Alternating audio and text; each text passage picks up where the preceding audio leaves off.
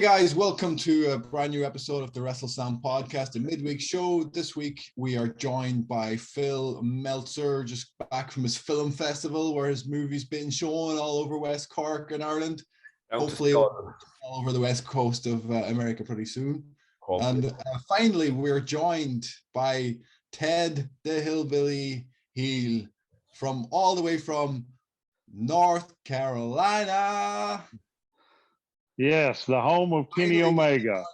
Finally. Yes. I do need to say something real quick. I just got off work, and I know this is just visual and audio, but I'm glad you're not here because I really stink. And I could really use to go to manscaped.com and get some of their hygiene products. And with a promo code of WrestleSlam, I could even get some money off. Well, you know what that code is? WrestleSlam, 20% off, free shipping. Anybody else wants it? Anybody's just home from work, you can use it right now. Nice. Ted, how are you? Nice to talk to you. Finally getting to talk to you. You've been an admirer of us for a while, and you've always been very supportive of our podcast. So we just want to thank you first of all for being so supportive. And I know you got into the podcast business recently enough. So how is it going for you?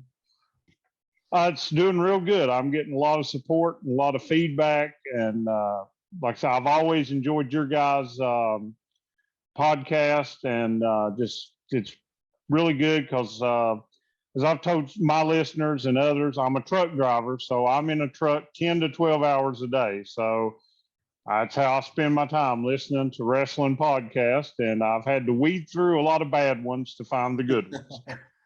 Well, thankfully we finally got ours on audio in the last few weeks, so yeah, we may be updating that soon enough with all our old episodes. Hopefully you can go back and listen to all the ones if you have nothing else to listen to. Well, what I do with you guys is I just put it on and I just try not to look at the screen while I'm driving. Just listen to it. That's as long as you're safe. That's the main thing. Yeah. Guys, we'll go straight into some news there. Everything tonight's going to be based around Las Vegas, obviously, with AEW, but some news coming out this evening of what's happening in Las Vegas with WWE is Money in the Bank has been moved from Allegiant Stadium to the MGM. Was kind of a surprise. I know the news was kind of broke earlier on today, and Brad Shepard had put something out earlier talking about not being able to fill the stadium. Is anybody else surprised with this news? I thought it's to go ahead with it. I'm surprised. I didn't think they'd move it, but it's a bit surprising. It's an odd one, because I know they're doing too many of them. I know there's too many. The novelty is going to wear off, and they're not going to be able to do that many. Like they have two more after that, don't they? SummerSlam and the UK show. So there's a lot. But it's kind of like they don't, WWE wouldn't normally go and say, oh, we're not, it's not out working, we're going to have to, plan B. Like they don't normally just cancel something from a stadium and these smaller venues. Like, is that something you've seen before, Ted? Would you have heard of something like that? No, this was a little surprising because usually they're ones that seem to plan ahead to know what they can feel and what they're going to do. And I'm just wondering if it's because of this past year, how long in advance did they really book it? And then with some of their other shows numbers, are they now saying, this might not look good in a half empty arena? Yeah. Well, it is the Legion Stadium. It's ready to go, isn't it? Or stadium, I mean, yeah. It's ready to go, isn't it? It's not like it's half finished or there's. Well, they had Slam last year at it, so. Yeah, it's a surprise. So I know they wanted to do. I know they were before the pandemic hit that WrestleMania was considered for Vegas at one stage after LA. So I'm surprised that they're pulling out of it. They mightn't get back into this stadium. It must be really, really poor ticket sales. It must be really. Surprise for Money in the Bank, because Money in the Bank has moved up as one of the top 4 pay-per-views they have. It's probably definitely ahead of Survivor Series, so it's even top 3 is for entertainment value. It's an odd one. When you think about, yeah, I suppose, yeah, when you think about it that way, it is. Yeah. Yeah. The only thing, like me being here, and I don't know if how many fans this is in their mind, but I'm not as excited about Money in the Bank this year, because if the way the plans are going with Roman and the unified title, whoever wins it, are they actually going to be able to cash it in and do anything? I mean, maybe I'm thinking too much into it, but I'm not looking forward as much to it, because even if Cody won it or whoever, are they actually going to be able to cash it in? Do we get that surprise? Because it looks like they're going to hold off on Roman for a while. So who knows? Yeah, it's hard to know. It's hard to know. I don't think they even know what they're doing at the moment. I think they have, one match planned for WrestleMania for Roman and Rock, if that actually goes ahead. So Yeah. everything else is going to be planned around that, which is a shame, because everybody else is going to take a back seat to those two, whether they have the title match or not. Yeah, true. Well, we'll move on for that. Just a bit of news. Kenny Omega news is still roaming around at the moment that there's talk that he may not be back for Forbidden Door. His injuries may still be plaguing him. I heard another 6 months. Is it a work though, or do you think he may surprise everybody and show up and get that big babyface pop that I think he'll get when he comes back? Yeah, I don't know. Maybe he'll show up, but I don't think he'll have a match at Forbidden Door, but he'll definitely might do something. Didn't they do that thing with Don Callis at the last one? Yeah. Yeah. So I'm surprised if he's not involved, and it'll be a shame if he's not, considering his alliances with New Japan and bringing the guys. I'd never really watched New Japan until he showed up on the scene and started making headlines, and I got addicted to watching it then when he was there. So it's one of those things where he's kind of brought that style, that strong style of Japanese strong style over, and part of AEW as part of the strong style now. So it'll be a shame if he's not involved. True. Yeah, like when he comes back, like as well, who does he feud with is the question. Well, again, I think he'll come back. That Triple H return from injury, babyface pop. Right, he's definitely going to, whether he stays a face, but he definitely get that babyface pop from on day one. Everybody would love to see him back. Yeah, I'm thinking what I would like to see is him come back and the Bucks then turn face again, and and he go against Red Dragon and Adam Cole, and they could build that for a couple of months up to a pay-per-view. That's definitely money feud for All Out to something.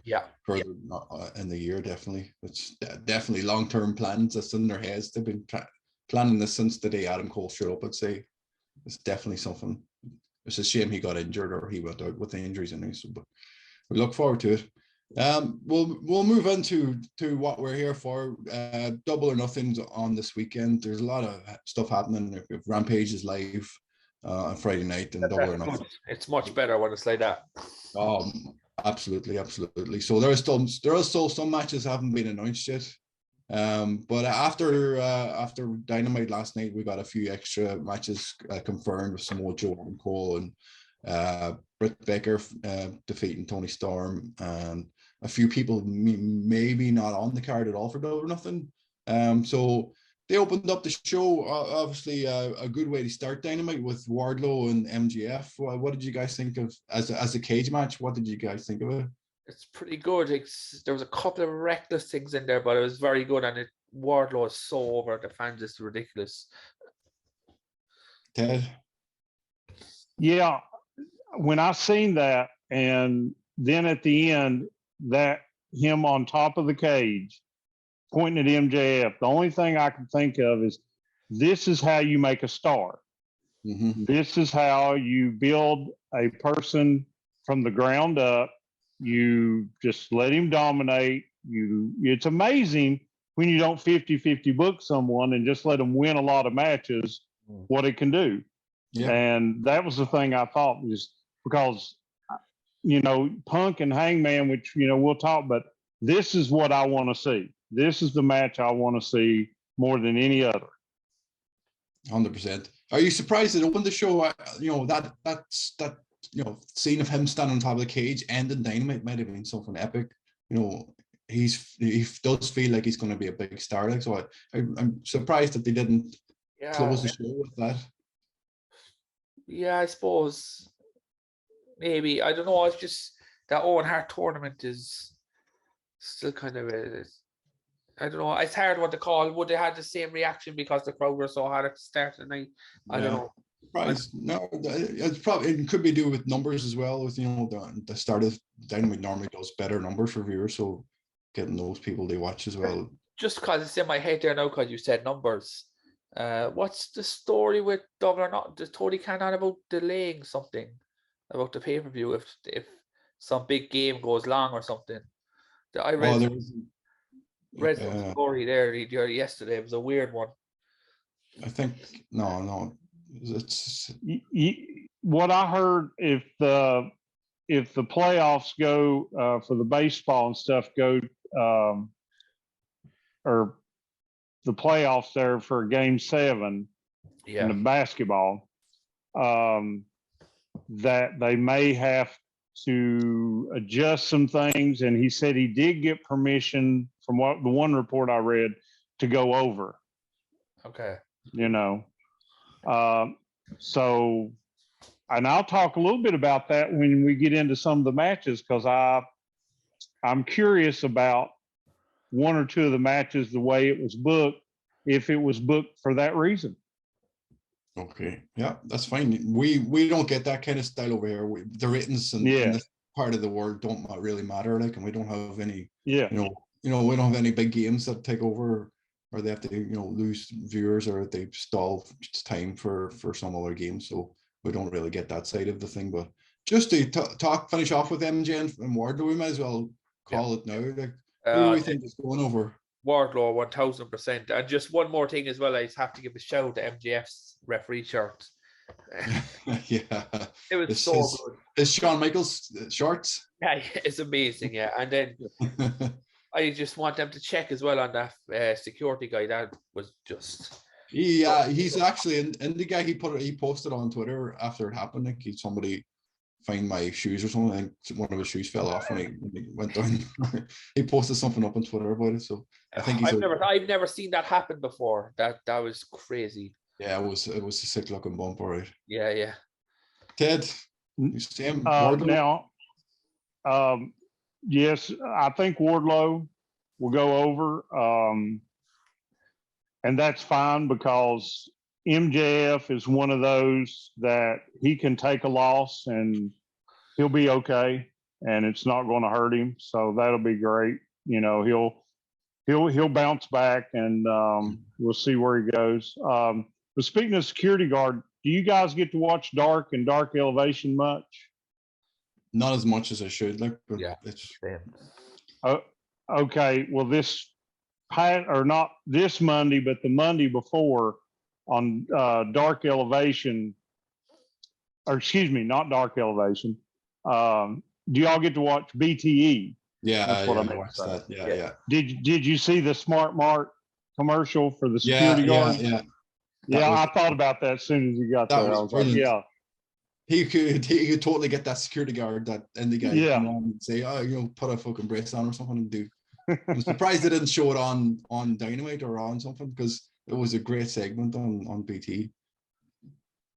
Speaking of BT, another match that's on Double or Nothing, the Bucks and the Hardys, they've been doing a lot of stuff on BT, building up to that feud, but they finally got the feud to build up, last few weeks on Dynamite. So we're finally getting that match on a big stage. They've had a few matches in the past, but this is probably going to be the biggest one they've had. So where do we see this going, Ted? I'll start with you.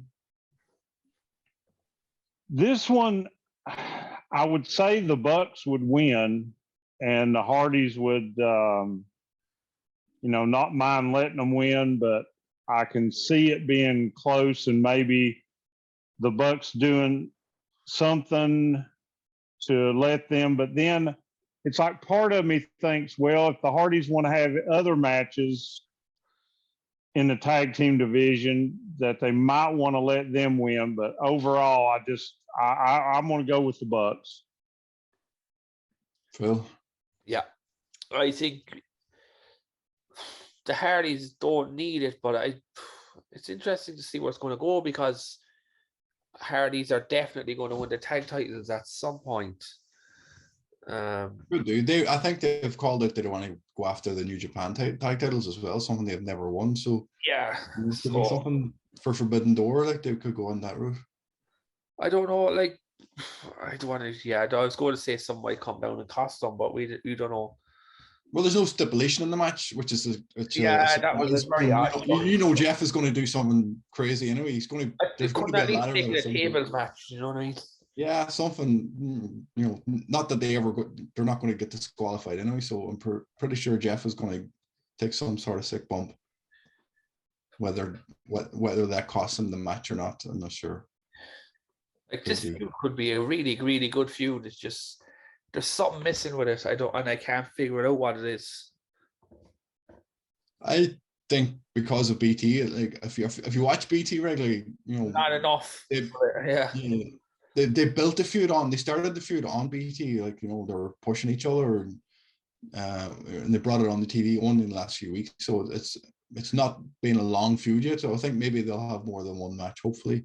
And this is just a start of maybe a trilogy, maybe, hopefully, something like that.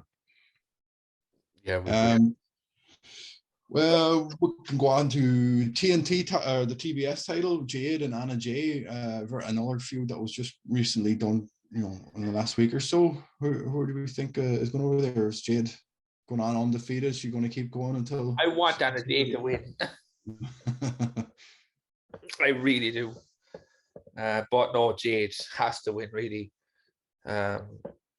Progress the title. Yeah, I can't see any other way. 1000% she'll retain. I just hope that they're not given too long, because Jade's matches have been kind of, I don't want to use sloppy, but if they go on too long, they kind of, she's not experienced enough to have a 12-minute match. It should only be 6. Yeah, well, that could help with the timing things. Like Ted may have been alluding to some matches on the card that may be quick enough that they can, you know, get through quick enough and move on to the next feud. So what do you think, Ted, for this match? Is going to be I think Jay definitely retains. And, you know, I'll be honest, her and Anna Jay had a great match when they had their match earlier. Mm-hmm. And I think that's why they chose Anna Jay, because they knew that they would have something good, but it was just thrown together really quick. And part of my thinking was, because of that time, it's like, okay, can we get her on the pay-per-view? And then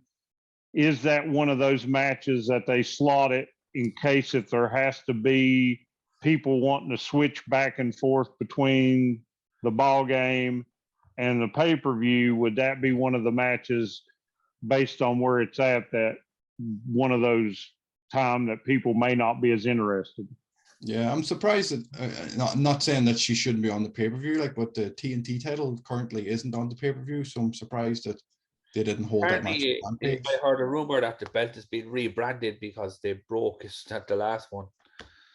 Well, it's something to do with the Warner Media Discovery deal as well. That, you know, yeah, so they're kind of reaching it a little bit. Yeah. It might actually come back looking a bit different.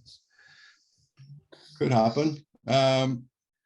Speaking of a title match, we've got the tag team titles. We've got Jurassic Express versus Hobbs and Starks, and I'll just call them Strictly. I know they're going as another name, but I like to call them Strictly. So who do we see going over in this match, Ted? I think Jurassic Express is going to lose, but I'm debating back and forth. I think Keith Lee and Swerve would probably take it, but then part of me, I think Ricky and Hobbs would do really good with it, but I think in the end I'll probably go with Swerve and Keith Lee. Well, Phil? I actually think my boys will retain. You think? Yeah, I thought they'd lose at the last one versus the Red Dragon. I really did. This time I'm going to say they'll retain and they'll probably lose. So, well, they're and not they've been slightly teasing. It's not it's not a big tease, but about Christian, maybe having a heel turn, maybe he'll cost them the titles or.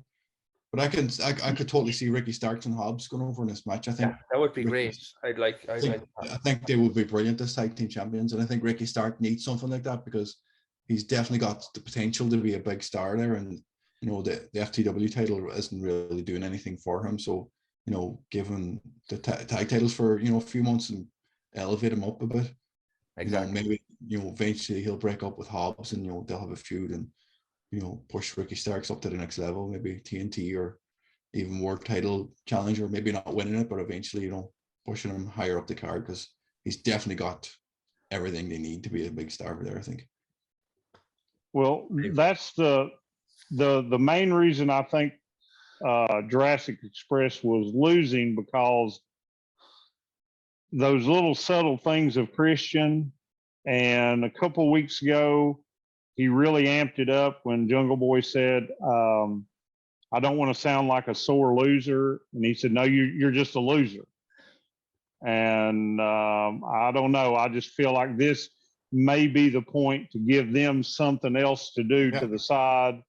And that, because we've already got so many different tag teams the way it is that you could play around and do a few other things with it there. So could do. Maybe you could even, maybe the Jurassic Express could all turn heel. Maybe there's. They could do that. The trios titles are on the way soon enough, so maybe. Yeah. Hollywood Jack is just so easy to write. I know he could be a cocky little fucker, like if he wanted to be, like, especially with Christian in his corner, like whispering stuff in his ear, like perfect. And Luchasaurus can go either way, like he's a. Unmask him. Exactly, he's a big fucking dude. Like, he can totally be a powerhouse of a trios time. Speaking of the trios, we've got House of Black and Death Triangle. These guys have been feuding for a while now. It's been on and off for the last maybe, I don't know, 4 or 5 months, maybe something like that. So just before I give kind of a thing about, do you find this storyline underwhelming? Like, this House of Black thing has been going on so long, and it's, I suppose the tipping point for me was the thing with Julia Hart. That was just so badly done. She hasn't turned yet, has she? No, there was that segment. She hasn't been seen since that segment. Yeah. And they left her wear the eye patch for about 2 months, and I thought she was going to help them win the titles or something. Maybe she'll turn on somebody, but I'm not sure what's going to happen with them. Like, it's like Aleister Black could have been so good. Yeah, well, again, the roster is so packed at the moment. Like, it's hard to put everybody up. Where do they stop? Where do they slot him in at the moment if he's a single star? Like, the way they're going to have to do a WWE type of thing where they have one roster on one show and another roster on another one, because there's just so much. Well, I think once they finally introduce the trios titles, it might be something different, like where they can have, Rampage, can have a load of trios matches, and they're all feuding to get up the roster, up the ladder to be number one contenders. So there's plenty they can do with that if they. Thing as well, like, just with their network, Tony Khan was saying that there's never going to be a network in the long run because the pay-per-view numbers are too high, and the money they get from that is pretty good. Like, over where you are, Ted, it's like $50 to get the show. Yep. Which is like, we only pay $20 over here. Oh. Yeah. So yeah, it's crazy the difference that like, even if you look at go back the old days, like, WWE and the pay-per-views over here, like, you can get it for, like, again, it was $14.99 or something like that. And I know WrestleMania at one stage over there was like $80, I think, at one stage in some pay-per-views. So I couldn't believe when people are paying that kind of money for it. Like 6-7 people be watching it, so they'd all pay 10 each. But, like, still, it's crazy. So UFC is still $80 most of those shows. Just go back to that match there, the House of Black and Death Triangle. Now, who do we think is going over in that one? Anyway? House of Black, hopefully, but who knows? I'm going to say House of Black. Ted? Yeah, I'm hoping House of Black because I'm like him. With all the start again stop with Phoenix's injury and Pac's visa stuff and him not being there a couple of times, and it's just start stop, and this should have already been over. So I'm hoping House of Black goes over, and then they can move on to something else. And the Julia Hart, just figure it out and do it. Let's do it. Let's get it over with. That's it. Moving on from that, at the minute we've got Britt Baker in the final of the One Heart Cup, Ruby and Chris Statlander on Rampage Friday night. No spoilers because it's actually live this time, so we can't find out who won. But who do we think is going over Friday night? Chris Statlander. You think? I think she's going to win the whole thing. Really? Yeah. It's just the way it was booked. When she was put in, it was like, okay, she's winning it. The way she was just put in. I'm surprised. Ted, who do you think is going over in this overall? I would love to see Chris Statlander because I think it would be a better match with her and Britt. But I'm so worried that they're keeping these ties between Ruby, Soho, and Britt together that it wouldn't surprise me that they let Ruby go on and go in the finals with Britt Baker. Yeah. So I'm gonna go with him. I'm going to go with who I want to win, Chris Statlander, and for that match. But that's just because I want her to. But more realistically, it'll probably be Ruby Soho and Britt, and then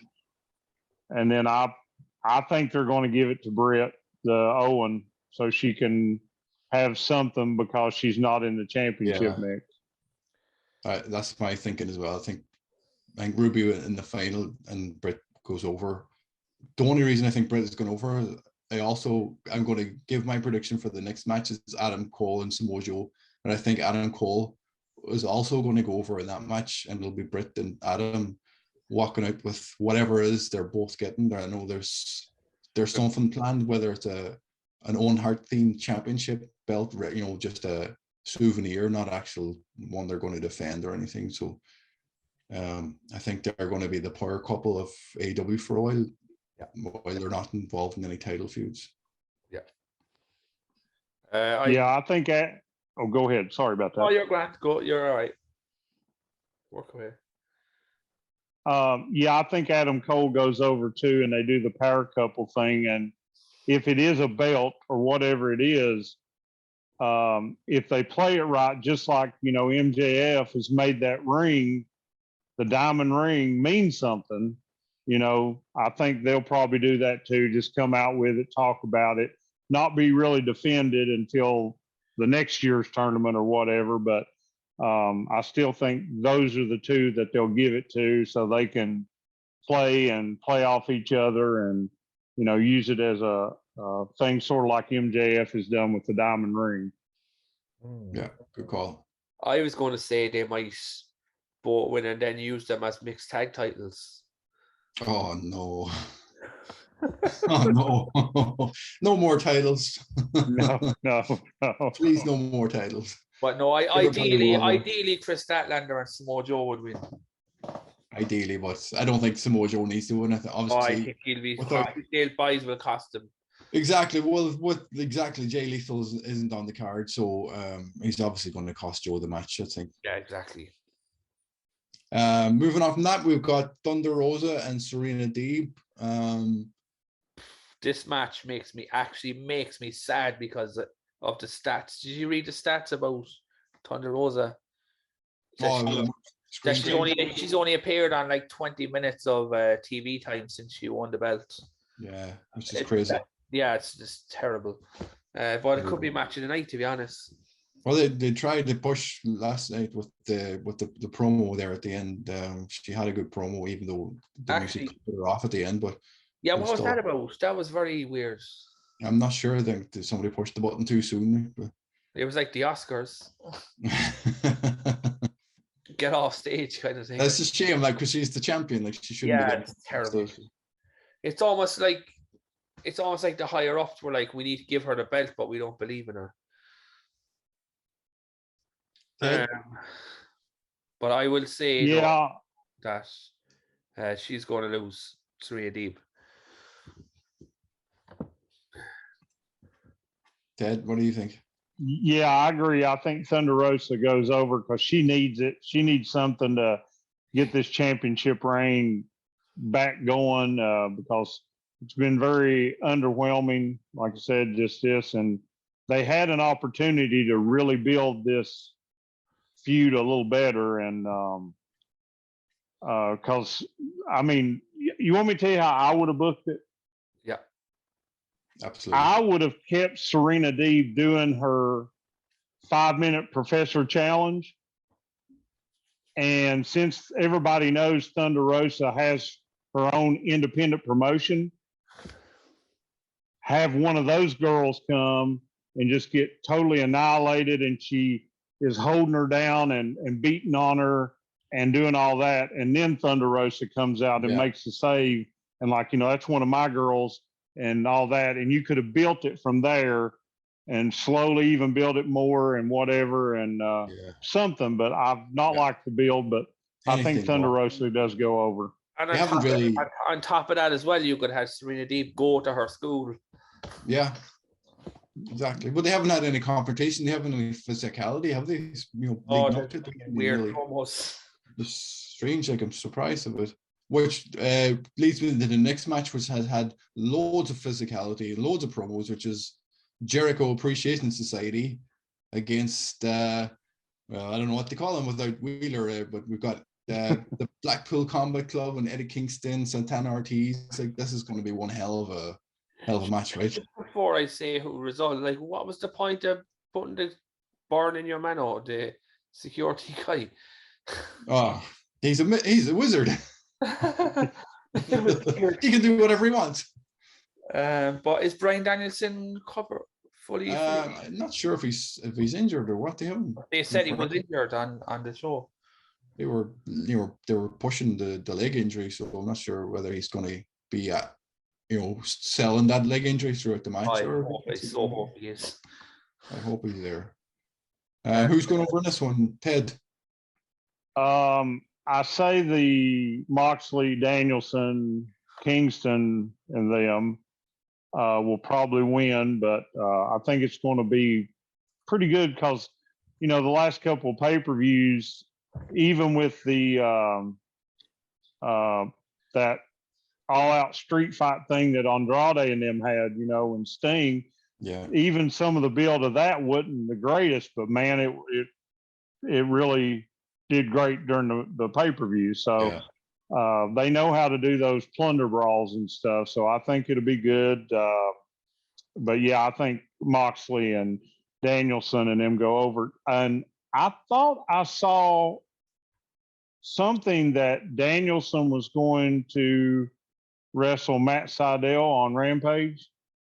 Is that confirmed? To show that he was okay. All right. That's good. I didn't hear. Hopefully he is. I hope he is. Phil, who do you think's going over? I want Jericho's team to win, but I don't see it happening. I can't see it either. No, I don't think so. I think for Eddie Kingston has to get his just desserts anyway for the fireball. So Eddie Kingston to get the victory. To pin Jericho? Hopefully, but it could happen. Yeah, hopefully. I'm looking forward to it. Before we get on to the main event, we've got the buy-in, which is Hookhausen and Hookhausen against Tony Nese. Smart Mark Sterling with his legal advice. Finally, we're going to get to see Hookhausen team up. Hookhausen in a 2-minute match. Hookhausen. Oh yeah, then the buy-in, so it doesn't need to be that long, but it's going to be a lot of fun. Whether Danhausen gets involved, and we're not sure, is he fully recovered? Is he 100% healed yet, or when he's involved in matches, but this might be a way of I don't think he's fully healed. Oh yeah, they just looking at there, they have announced Daniel Bryan and Matt Sydal. Daniel Bryan or Bryan Danielson. Bryan Danielson. They've announced it on their own Twitter page. They are the Young Bucks in action as well, and Scorpio Sky will get his new belt. So it's definitely worth looking into. Yeah, well, hopefully it's a match and he's okay, and it's not an angle leading to an injury or something for Rampage. Yeah, exactly. Okay, so on to the main event, Punk against Hangman Adam Page. Again, I kind of like Thunder Rosa and Serena Deebs, where there hasn't been much physicality. There's a lot of promos back and forward. Are you feeling this feud, Ted? How do you feel about it? At first I wasn't, but now I'm very intrigued after this past Dynamite, because Hangman has told me that Punk isn't who we think he is, and he's angry at him, but I don't know why. And now I want to know why. So now I'm on the hook, and it makes me think Hangman retains, and then they have a rematch. And if Punk does take it, it'll be a little bit down the road for a special Dynamite or something, or another pay-per-view or something. But I'm just, right now I'm intrigued. I want to know, what is a Hangman? Why are you so angry? I'm like, Punk, why are you so angry? I want to know. Somebody sat him next to Britney Spears and Fred Durst. Phil? I want Hangman Page to win, and I think he will win. I don't see the reason why Punk would need it right now. Yeah. Go back to your point, Ted. I actually read something today. I'm not sure if it's true or not, but they're saying that Punk has some backstage heat. That came out. I'm not sure if Meltzer had something himself, and Brian Alvarez are talking about something, that there may be some sort of, it may have been, I know that they didn't say who it was. And normally these kind of promos, when they talk about it, is he's one person, in front of the camera and another person behind the scenes. So he may have heat with some people. Maybe Hangman was leading to something actually really, really true. So, but it may come out in the pay-per-view, it may not. I'm not sure whether it's just a way of building up the heat. But both of them are, they're both face, but they're both getting boos or getting cheered when they come out, and then when they're talking, they're both getting boos. So it's a kind of strange dynamic of, it's hard to know who people are going to cheer for, or who's going to, whoever goes over, are they going to get cheered or are they going to get booed? Is there going to be some sort of, somebody's going to cheat to win, or something's going to happen? What I like about it is genuinely could go either way. It's hard. It is really hard to call, but I really hope Page wins. I hope so. Lads, we have about a minute left, so we're going to leave it there. It's been a great show. It's been great to have you on, Ted. It's really appreciate it. We're going to put the link to your own podcast down below in the comments, so everybody go check it out. It's Ted, why don't you tell them what it's called and where they can find it? The Heel Truth, and you can find it on Spotify, Google, Apple, all that good stuff. And you can find all my information about me and the podcast on Twitter at Hillbilly Heel. Perfect. And as you said, guys, we can find us on Spotify, on Google Podcasts, and YouTube. This will go out tomorrow night, as usual, 10 p.m.